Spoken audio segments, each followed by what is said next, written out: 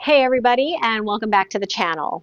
Izola here with Flick Direct, and we just got the newest drop of Captain America Brave New World on 4K UHD Blu-ray and the digital code. So I thought I would give you my thoughts on it since I haven't personally told you what I thought about the movie or the video or the visuals and extras and all the other fun stuff that comes with it. So grab your popcorn, sit back, relax, and let's get this started.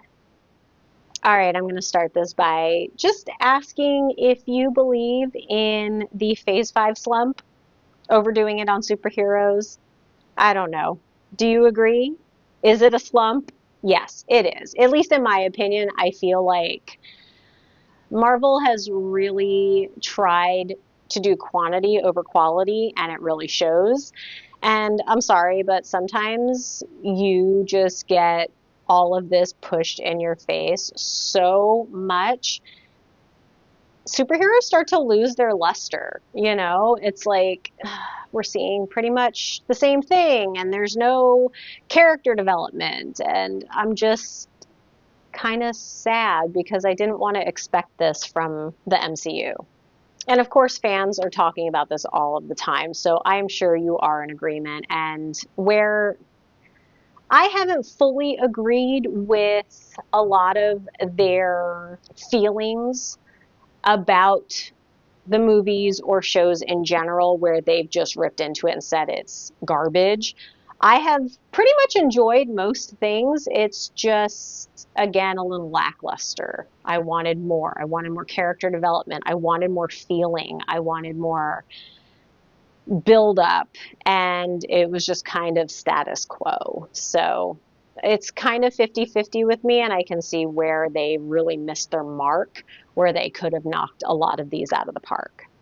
I really think that we all just want a little more surprise. We want to get excited about these things. We love the Marvel Universe, and there's so much that they can do. And if they had just spread out a lot of these, instead of trying to cram 20 movies and shows all into one year, just spread it out. We will wait. We love anticipation, okay?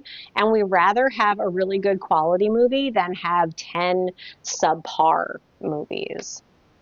Now that I've gotten that mouthful out, do I think that Captain America Brave New World suffered from this as well? The answer is yes.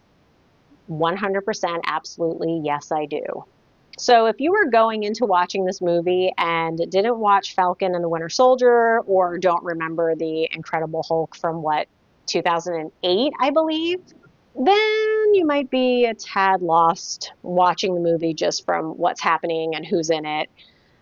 But having said that, I mean, the plot is kind of a mess, if I'm putting it gently. It's big on this political intrigue, but it's so light on momentum. And I feel like we've been wanting more since Endgame. So yeah, I wish that it kind of was swapped, and more on momentum and just really gripping, I just wanted more. I don't know about you, but besides a couple of scenes in a few episodes, I loved Falcon and Winter Soldier. I really loved Falcon and Bucky's banter. I think they worked really well together, but it also brought in some of that political intrigue and things that were happening in our world, and showing how they were struggling in a life after all that chaos and with the loss of Cap. So Anthony Mackie is obviously returning, playing Sam, and he is our new Captain America. And no, I won't be calling him Cap, because that is for the OG Captain America. No offense, but he's not Cap. Sorry. We also get some solid support from Torres, played by Danny Ramirez, whom I love. I think that he has been a great addition to the MCU. So I'm really glad we're getting more of him and the character. Now we also have President Ross, who is played by Harrison Ford, and he is riding high on his political spree until the unfortunate gamma-fueled revenge arc that comes in from Samuel Stearns, who is played by Tim Blake Nelson. So it's a lot of chaos going on, but you guys already knew that if you watched the trailer. So when it comes to the movie, it's fine. It's not terrible, but it's also not fantastic. It doesn't really move the MCU forward in any way. There's a lot of repetition, and some of it just kind of gets old. And I don't know if that was because they put everything, including the kitchen sink, into the trailer, so we knew everything that was going to happen, or if it was just lacking in the script, or both. I mean, it could be both. Actually, I think it is both. But yeah, it was fun to watch. It was okay. Now, having said that, the action scenes, of course, are awesome, and they're a lot of fun, and the acting is great. We've got Anthony Mackie, like I said. He does a great job having to take the reins of Captain America. And of course, you know, Harrison Ford is going to bring a lot to the table as well. It just needed a little bit more in the plot department, in the writing category, or whatever you want to say. But again, the action sequences and the acting do really elevate the overall feel of the movie and just get you excited to watch it. So what's my biggest issue? The plot is too dense for 2 hours. This honestly should have been a Disney Plus series so that you could kind of stretch out some things, take a little more time in character development. And again, you know, we know who Sam is and things like that, but I feel like there should have just been a little bit more to it. It was just all packed in to what, like I said, 2 hours. It's just not enough time. And then you have Red Hulk, and we should have been excited about Hulk. And I wasn't, because I knew he was coming. I knew exactly what was going to happen. There was no anticipation. There was no excitement. There was no thrill, just because, again, everything was put into the trailer. They should have left him a complete mystery, because we didn't have to know that it was going to be Harrison Ford. And I mean, look, I can rant and rave about this, but just look, I have a disdain for knowing so much about this darn movie before I actually got to see it. And that was with no fan spoilers. It was literally the trailers. Now, you can also tell that overall they had a lot of issues trying to get this movie off of the ground.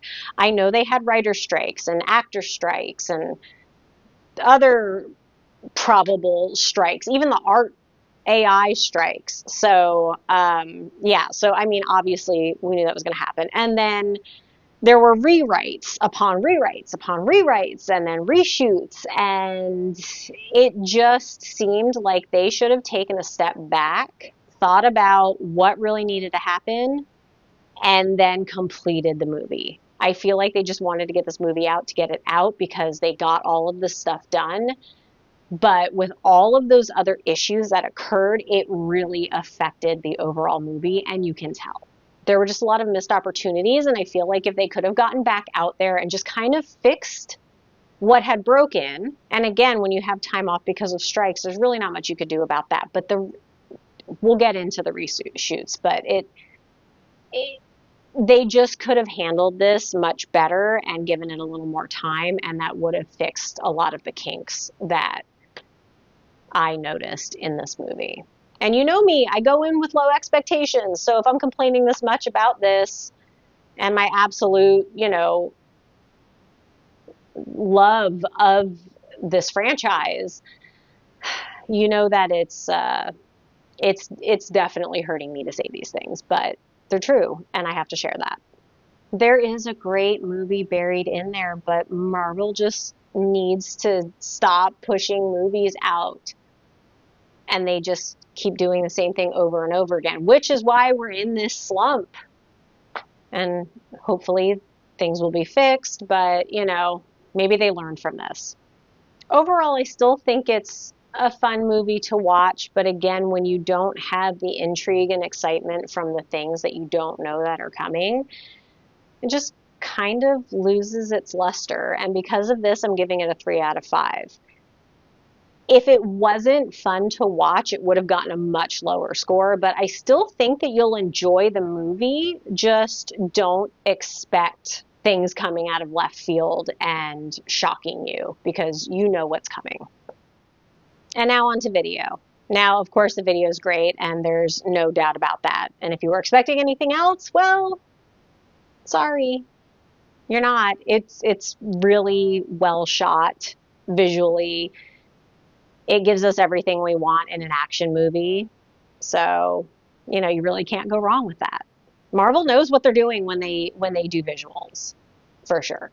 Details are sharp, faces, costumes, sets, etc. They all just pop like they're supposed to. They, for the most part, all fit in really well and provide you with the details that you need to make it feel real and exciting and fun to watch. Now, some CGI heavy scenes do get a little soft, but those big action moments really hit hard, so it's not anything that is going to be too unappealing to the eye. Now, having said that, I don't know if you will be able to see this, but I was able to clearly spot reshoots. I did hear that some people who saw it in 3D definitely saw it more in 3D than they did in 2D. So good news is that you're not getting a 3D movie when you get the 4K UHD or Blu-ray. It is 2D, so it's not as noticeable, but you'll still be able to notice it. Now, if you're not like me, just put it out of your mind and pretend I just didn't say anything. Unfortunately, this will likely stick in the back of your head, and then you will start picking it to pieces, but I apologize for that. But again, some things were out of their control, and they did have to reshoot. It's not horrible, and again, it's not a 3D movie that you're watching, so it won't be really that bad. You're just going to notice it if you look for it. Now, Dolby Vision is the highlight. The colors are vibrant, without going overboard, of course. And there are a lot of colors, especially a big, red, bulky dude running around with lots of aggression. The black levels are clean, and the contrast is spot on throughout, so you are not going to be disappointed with the visuals.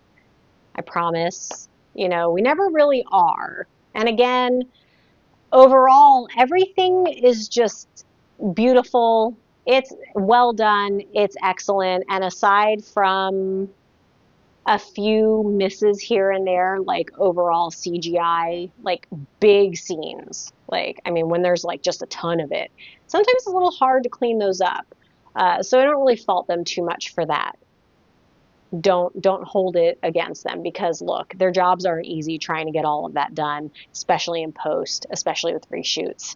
And again, the reshoots, don't shoot the messenger. It's just what I noticed. I think I would have just really liked more fluid transitions so that it wasn't as easy to see. But again, I was looking for them. If you're not looking for them, it's probably not that bad. So again, if you can put it out of your mind, do it. Because of all of this, I'm going to give it a 4.5 out of 5 for visuals. And now on to audio. The Dolby Atmos mix is a blast, literally. Sorry, I couldn't help myself, but it really is. There's so many explosions and loud noises and even surround sound. It's just everything is so crystal clear. It really helps you feel like you are just immersed into these scenes. And also with a lot of the flying scenes, the sound is just so fluid. It fills the room, especially the surrounding. I do recommend having surround sound if you don't have it. I know everybody I think probably does by now, but if you have a small place like me, sometimes it's just not feasible, even though I did get some tiny ones just to kind of help out with that. But the height channels just make it super immersive, and I really think that you're going to enjoy the audio quality in this release for sure. Now the fights hit hard, but the dialogue stays very clean and clear throughout, so you're really not going to miss any dialogue when you're watching this. It doesn't get too loud or too soft in any certain situation, but when you do need those big blasts and explosions, you're going to get them. At the end of the day, I don't have any complaints about the audio. This movie gives you exactly what you want when you need it, and I don't think you're going to be disappointed at all in the sound quality, in the dialogue quality, especially in the end scene when just all hell breaks loose, because I mean that you need a climactic finale. So I mean they did a really good job with that. And because of all of this, I'm giving the audio a 5 out of 5. And now on to extras, and just be prepared for major disappointments here. I'm not going to waste too much time on this because there's really not much to waste my time on. You obviously have commentary, which is great. I mean, I love hearing what's, happening in the movie and, things of that nature, but it's just the commentary, right? Like, I want more. Now, you do get a gag reel and some deleted scenes, but that's really, not much to talk about. And I don't know if it's because they had issues and had to do a lot of reshoots, or with the strikes and things like that, maybe they just didn't have a lot of recorded footage.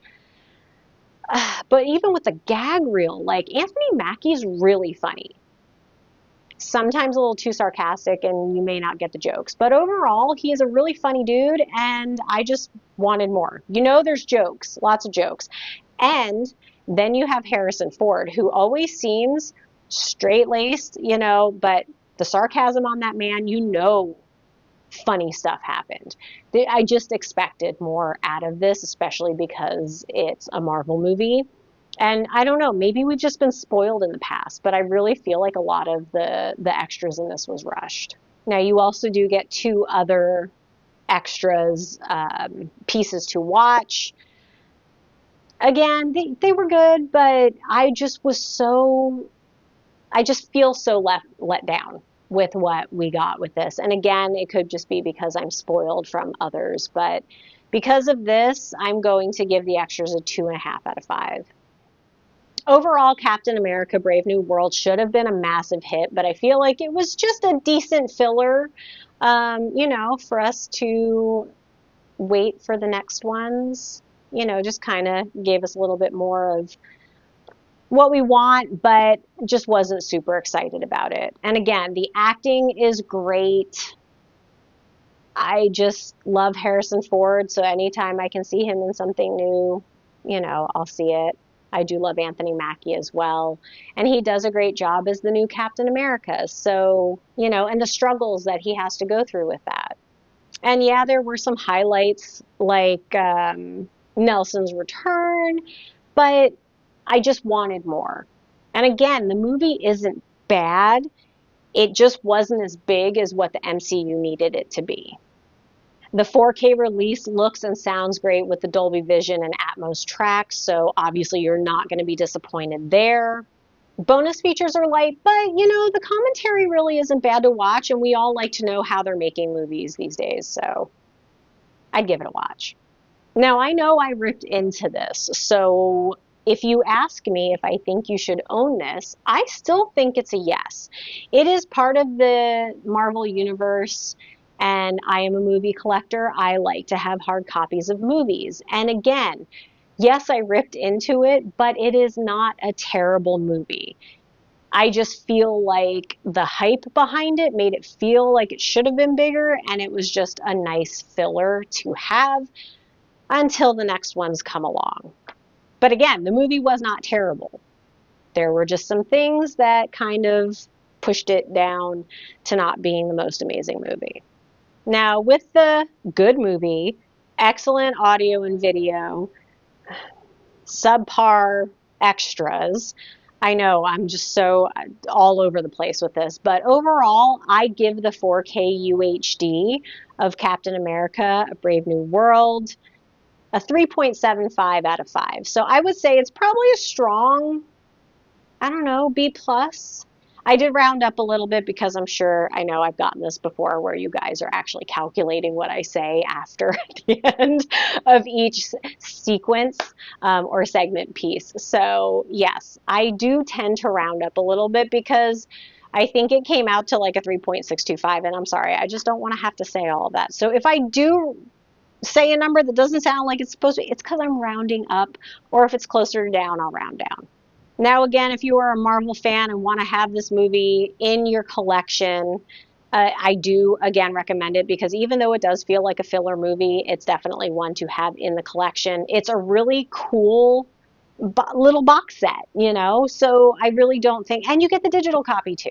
So you can take it with you. I mean, I think the kids will enjoy it. Again, if you're a Marvel fan, definitely have it in your collection. But it is available on May 13th, so you can order it online today and make sure that you get your copy right when it's released. And with that, this concludes my review of the 4K UHD and Blu-ray of Captain America: Brave New World. Please be sure to like and subscribe to all of our channels so you never miss out on any entertainment news. We might be switching some things up where I talk a little more about TV and also adding maybe video games. So that might be up your alley. Anyway, thanks for watching, and we'll see you next time. Bye!